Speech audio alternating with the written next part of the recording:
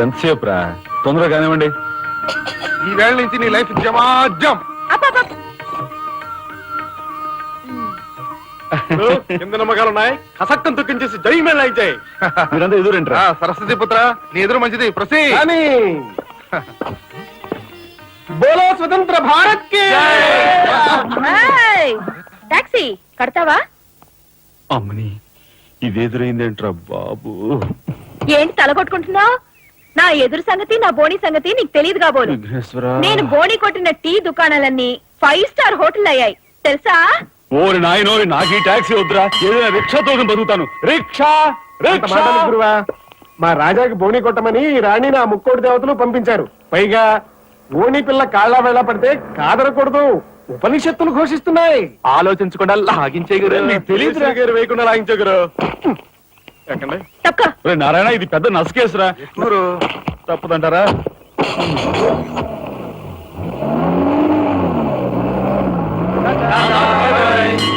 మనిద్దరం జీవితంలో కలిసి ప్రయాణం చేయాలని దేవుడు రాసి పెట్టాడు. తప్పుతుందా? ఏమన్నావు? టాక్సీలో. అంతే కదా. అబ్బా అబ్బా అబ్బా, సరిగ్గా చూస్తోలు. కొత్త డ్రైవర్ రా.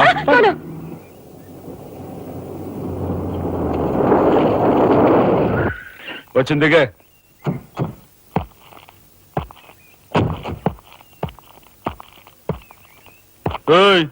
ట్యాక్సీ డబ్బు ఎవరు ఇస్తారు అనుకున్నావు? నీ బాబు ఇస్తాడు అనుకున్నావా? ఓయ్, డ్రైవర్ వి మర్యాదగా మాట్లాడడం నేర్చుకో. సామాన్లు లోపలికి పట్రా. డ్రైవర్లు సామాన్లు తీసుకురారు మరి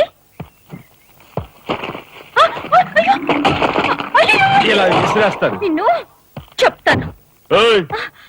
డబ్బులు ఎంత? 15 రూపాయలు.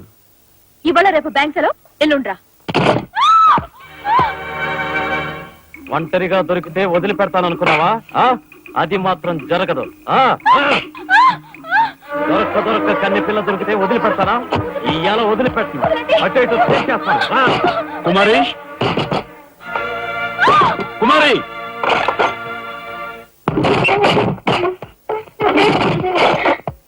ఎక్కడికి పోతావో చిన్నవాడా, నా చూపుల్లో చిక్కుకున్న వన్నకాడా. ఎక్కడికి పోతావో చిన్నవాడా.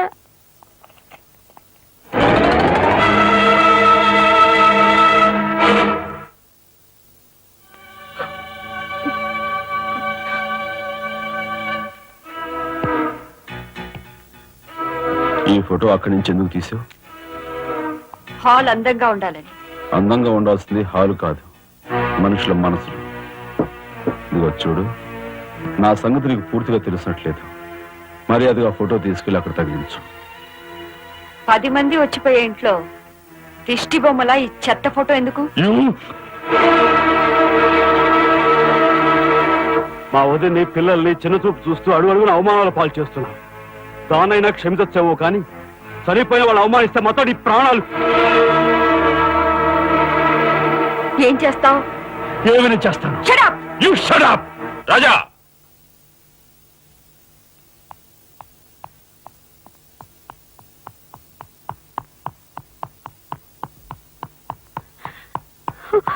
ఏమండి, మీరు లేకుండా చూసి మీ తమ్ముడు నన్ను నానా మాట్లాడినాడండి. ఇదిగో ఈవిడేమో చేతికందినవని కాజేసే రకం.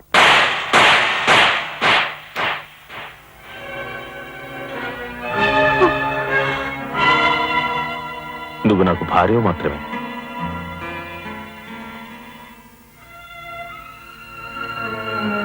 వీళ్ళంతా నా ప్రాణం.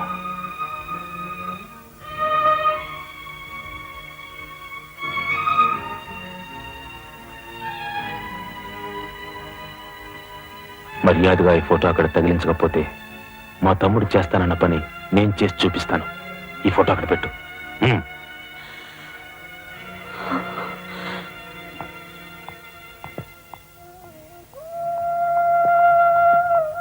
సారీ అన్నయ్య, జరిగిన దానికి నేనే సారీ చెప్పాలి. డాడీ, ఆయన్ని వాళ్ళ నుండి దూరం చేయడానికి తెచ్చి పెట్టానన్నావు. ఇలా నేను చంపదెబ్బలు తింటానుకా? వాళ్ళంతా సెంటిమెంటల్ ఫూల్స్. మీ ఆయన్ని వాళ్ళ దగ్గర నుంచి వేరు చేయడం నీ వల్ల కాని పని అని నాకు ఇప్పుడే కదా అర్థమైంది. అదేమిటో డాడీ, ఆయన నా మాట విన్నట్టే కనిపిస్తారు, మరు నిమిషంలోనే మారిపోతారు. సెంటిమెంట్ లో ఉన్న వీక్నెస్ ఏదమ్మా. ఓ పని చెయ్యి, ఆ విషయం ఈ పోలీసు బుర్రకు వదిలేసాయి. వాళ్ళ సంగతి నేను చూస్తాను. రాజమండ్రి వీడియో హోమ్ వాళ్ళు మీరు హోమ్ మినిస్టర్ అయిన సందర్భంగా మీకు సన్మానం ఏర్పాటు చేశారండి. ఎవడికి కావాలా బోడి సన్మానం? ఘనంగా నేను అక్కడికి వెడితే చింపులుగా ఓ చాలువా కప్పి నెత్తిన ఒక కత్తెర టోపీ ఎడతారు. కలిసి వచ్చే కట్టిప్పు. ఇది సెంట్రల్ జైల్లో ఉన్న ఒక అతను ఫిరోల్ కోసం పెట్టుకున్న పిటిషన్ అండి. ఈ లండా సోరీ పేరోలు ఇవ్వడం మనకెందుకయ్యా? ఆ మధ్యన ఓ బెజవాడ కుర్రాడికి ఇచ్చిన పీకల మీదకి తెచ్చుకున్నా కదా. 1 లక్ష అన్నారు సార్. ఎంత? 1 లక్ష. అయితే వాళ్ళని ఆడతా పాడతా లచ్చ తప్పులు చేసుకోమను. ఆనందంగా ఎట్టేస్తాను సంతకం. పొట్టిదా పొరుగుదా? పొడుగుదేనండి. మూడో కట్టిప్పు. ఎవరో రఘురామ్ అనే ఒకడిని ఏకాంబరం కనకాంబరం కలిసి మన లోకల్ ఎస్పీ తో మర్డర్ చేస్తూ ఉండగా ఎవడో ఫోటోలు తీశాడండి. పిటిషన్ తో పాటు ఫోటోలు కూడా పంపాడండి. ఎవడో కోన్ కిస్క గొట్టం ఏకాంబరం. ఏకాంబరం? అవునండి. మా ఏకాంబరం? అవునండి. అమ్మ ఆ కత్తిటయ్యి కత్తిటయ్యి.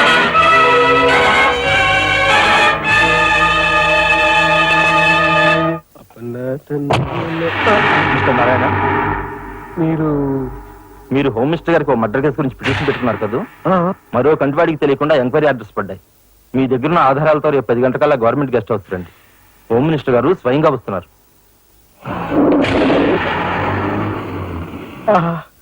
గాలి సుబ్బారావు గారు, ఈ ఊరు నుంచి ఎన్నికైన మీరు మాకింత న్యాయం చేస్తారని మేము కల్లో కూడా ఊహించలేదు. ఇక నుంచి ఈ ఊళ్ళో ఉన్న మీ పోస్టర్లన్నీ పీకెళ్ళి పూజించుకుంటాం. బోలో స్వతంత్ర భారత్ కి జై. గాలి సుబ్బారావు జిందాబాద్. ఏంట్రా నీ గొడవ? గొడవ కదరా, మన రాజా వాళ్ళ అన్నయ్య మర్డర్ విషయంలో పిటిషన్ పెట్టుకున్నాం కదా. Home minister enquiry. ఏంటి?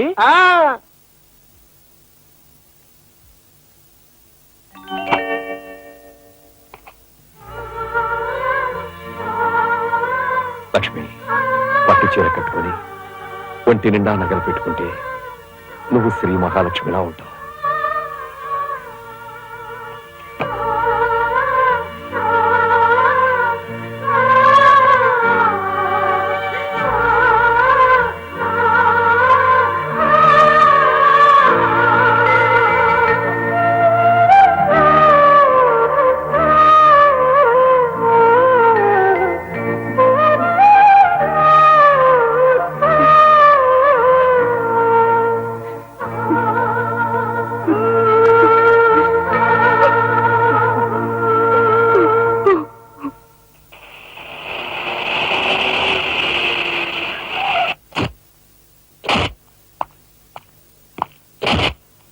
వస్తా డాడీ.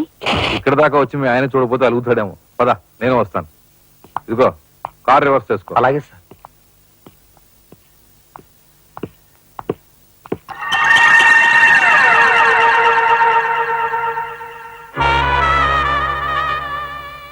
వాళ్ళని బయటికి పంపించే అవకాశం వాళ్లే మనకు కల్పించారు. అంటే చిన్నదారి, నీకు అర్థం కాదులే. నువ్వు ఒకసారి పైకి వెళ్ళి మీ ఆయన తీసుకురా. మిగతా విషయం నేను చూస్తాను. వెళ్ళి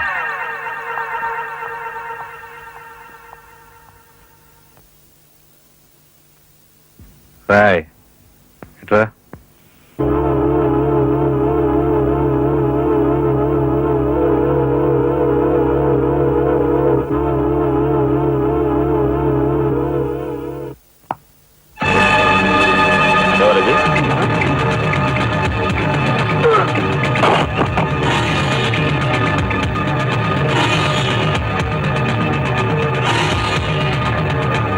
చూసారా మీ వదిన గారి రాసలీలలు? ఎవరో అయ్యా, నువ్వా? మొగుడు చేస్తే ఆడవాళ్ళు నుదురు కుంకుమ తీసేస్తారని ఇప్పటి వరకు తెలుసు, కానీ చాటు మొగుడు వచ్చినప్పుడు బొట్టు కూడా పెట్టుకుంటారని ఇప్పుడే తెలిసింది. ఇన్నాళ్ళు నిన్ను వదినగా కాదు, తల్లి కన్నా ఎక్కువగా చూసుకున్నాను. కన్న తల్లి చేయకూడని పని చేస్తే ఏ కొడుకు క్షమించడు.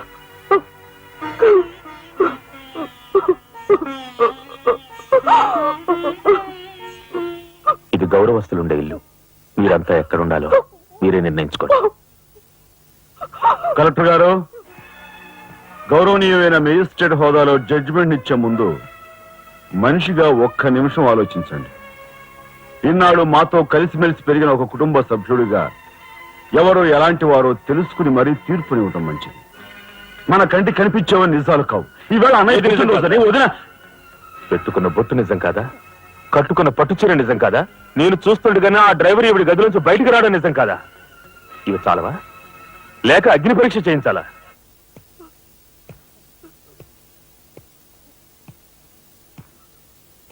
ఆనాడు రామాయణంలో ఇదే పరిస్థితిలో ఉన్న సీతను రాముడు అనుమానించడేమో కానీ లక్ష్మణుడు అనుమానించలేదురా.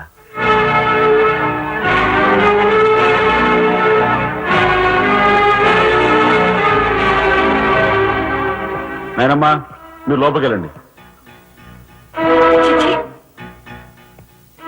ఏమిటి చీచి? మీ అన్నయ్య ఇంట్లోంచి బయటికి పొమ్మన్నా ఇంకా ఉండేందుకు సిగ్గులేదు? సిగ్గా?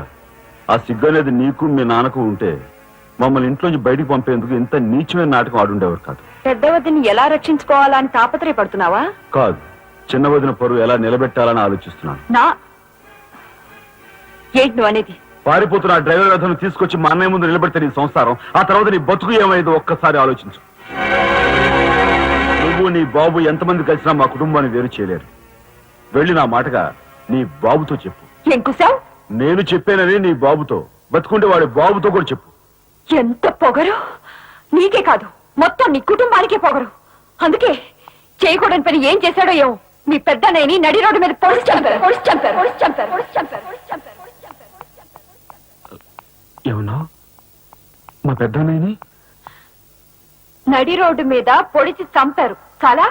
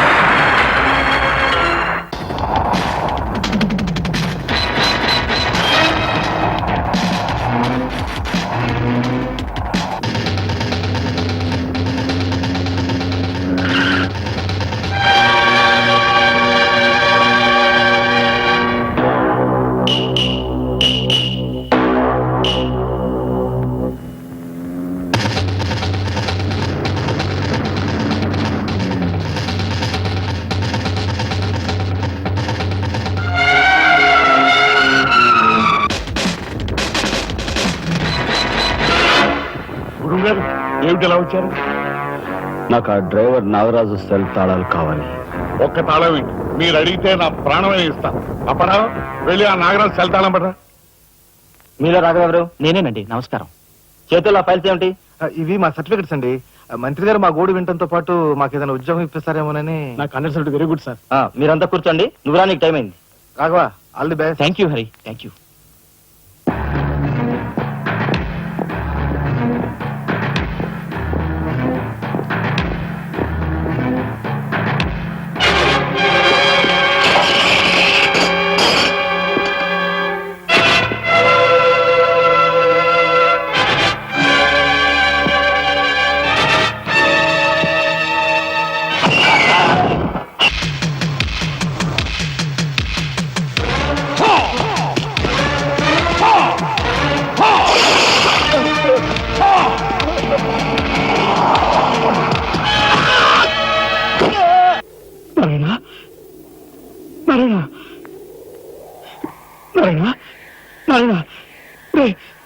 మాట్లాడరా నారాయణ.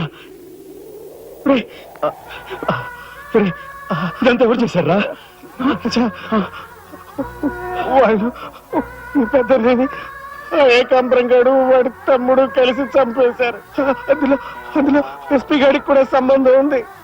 మరి ఈ విషయం ఇంతకాలం నాతో ఎందుకు చెప్పలేదురా? చెబితే ఆవేశంలో నువ్వేం చేస్తావని భయపడి చెప్పలేదు.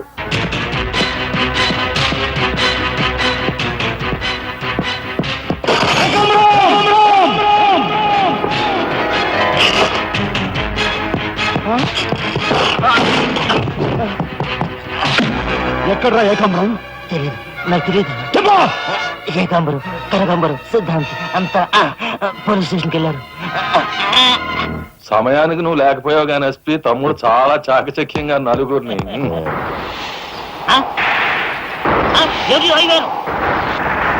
ఓరు వీడు తస్సరవల బుద్ధి.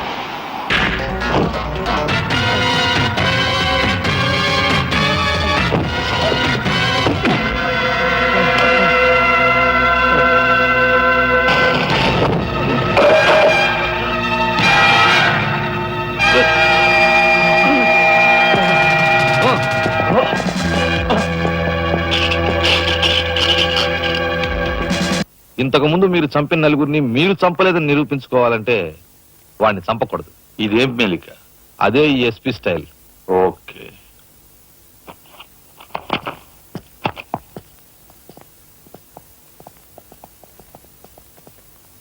అంతా నిజమే చెప్తాను, అబద్ధం చెప్పను. మిస్టర్ జస్టిస్, బోన్లో ఉన్న ఈ ముద్దాయి నా బంధువు, మా అల్లుడు తమ్ముడు. జులాయిగా తిరిగే ఈ వ్యక్తి పట్టపగలే తప్పతాగి అకారణంగా తన ట్యాక్సీతో పోలీస్ స్టేషన్ ధ్వంసం చేయడమే కాకుండా అన్యం పుణ్యం ఎరుగుని తన నలుగురు స్నేహితులు ప్రాణాలు పోవడానికి కూడా కారకుడయ్యాడు. దానికి సంబంధించిన సాక్ష్యాధారాలను కోర్టు వారు పరిశీలించవలసిందిగా కోరుతున్నాను.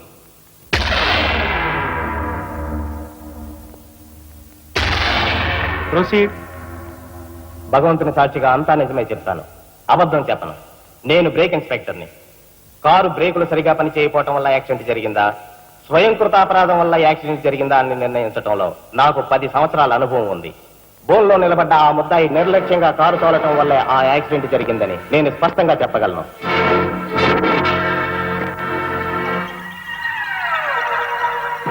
దేవుని సాక్షిగా అంతా నిజమే చెప్తాను, అబద్ధం చెప్పను.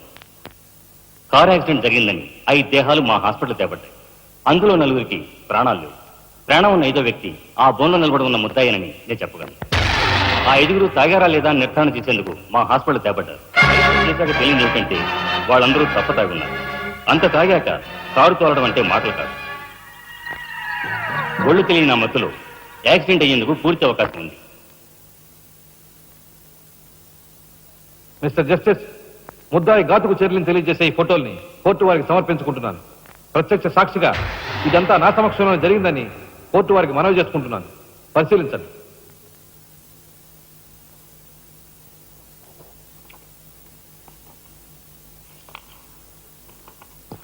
ఈ ఫోటోలు చూసిన తర్వాత నువ్వేం చెప్పదలుచుకున్నావో చెప్పు.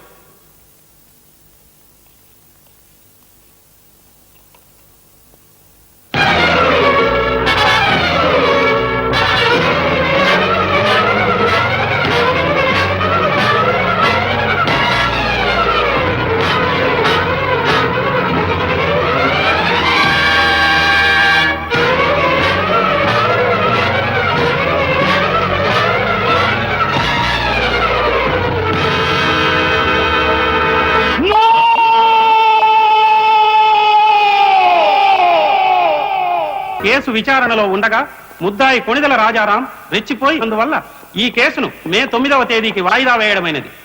ముద్దాయి ఉద్రేకతను, మానసిక పరిస్థితిని దృష్టిలో ఉంచుకుని అతనిని బేడీలతోనూ పూర్తి బందోబస్తుతోనూ సెంట్రల్ జైలుకు రిమాండ్ నిమిత్తం పంపించవలసినదిగా పోలీసు శాఖను ఆదేశించడమైనది.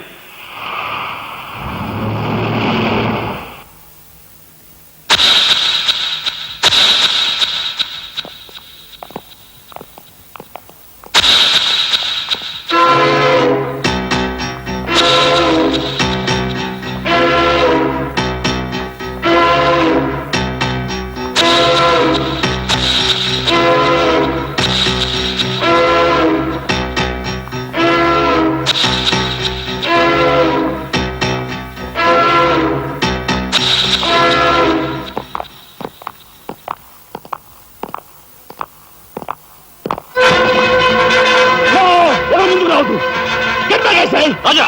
Raja, don't be crazy! Cool down, Raja! Here me, please! Raja, come on! Get away! Get away from here! What are you doing? Anna, please get back! Raja, no! Don't take a hasty decision. Raja, no! No, I say! Come on, follow me! Oh, drop the gun! Drop the gun! Come on! Move! Don't fire! Come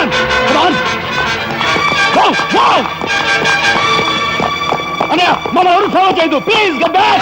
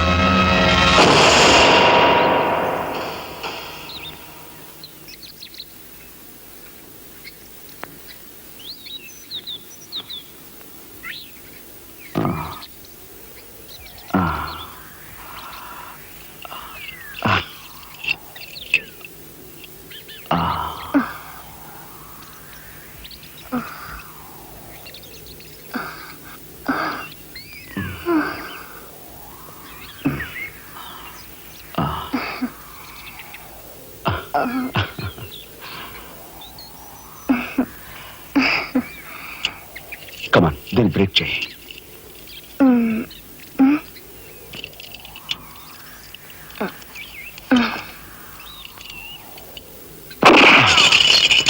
thank you. అవును, నీకు ఈ revolver ఎక్కడిది? నాదే. ఈ jeep? ఇది నాదే. నీదా?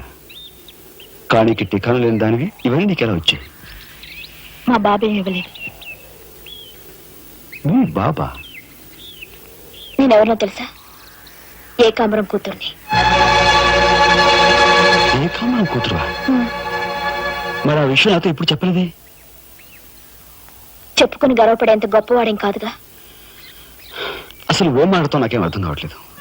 మా అమ్మ వాడిని భర్త అనుకుంది, కానీ వాడు మా అమ్మను ఇప్పుడు గతిగానే భావించాడు.